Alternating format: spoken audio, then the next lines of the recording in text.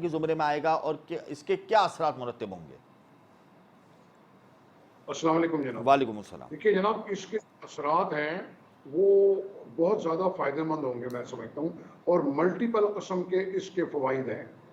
ایک تو یہ جو آپ کا پہلا سوال ہے ڈی مونیٹائزیشن کے زمرے میں نہیں آتا، ٹھیک ہے، اور اس کے اوپر گورنر اسٹیٹ بینک ڈاکٹر جمیل احمد صاحب نے بہت تفصیل سے کل بیان دیا ہے، اور ایک نوٹیفیکیشن یا پریس ریلیز بھی آئی ہے. جی. ایک تو انہوں نے یہ کہا ہے کہ یہ جو پروسیس ہے وہ تقریباً 2 سال میں مکمل ہوگا، بالکل.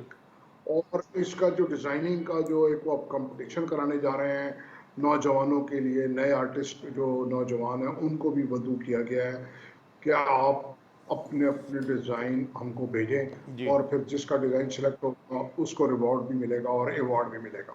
جی. اب بات آ گئی کہ اس کے فائدے کی، اور پھر جس کا ڈیزائن سلیکٹ ہوگا اس کو ریوارڈ بھی ملے گا اور ایوارڈ بھی ملے گا. اب بات آ گئی کہ اس کے فائدے کی. کچھ لوگ اس کے اوپر تنقید بھی کر رہے ہیں کہ یہ موقع نہیں تھا اس وقت ڈیورنگ کیئر ٹیکر گورنمنٹ، جب نئی گورنمنٹ آتی پولیٹیکل جو بھی ہوتی وہ کرتی. تو میرا کہنا یہ ہے کہ یہ رائٹ ٹائم پہ رائٹ ڈیسیژن ہے. جو 2-3 سال میں جو ہم نے وقت گزارا ہے، خاص طور پہ فٹیف کے حوالے سے، اے ایم ایل اور کے وائی سی کے حوالے سے، تو بہت سے لوگ فائنینشیل انسٹیٹیوشن سے دور ہو گئے، اور انہوں نے اپنے گھروں میں پیسے لاکروں میں یا صندوقچیوں میں رکھنا شروع کر دی ہیں.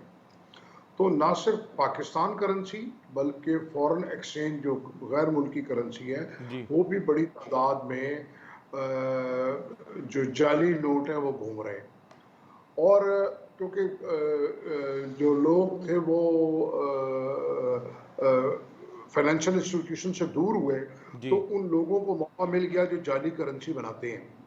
انہوں نے اس موقع سے بھرپور فائدہ اٹھایا اور جعلی کرنسی چھاپی بھی اور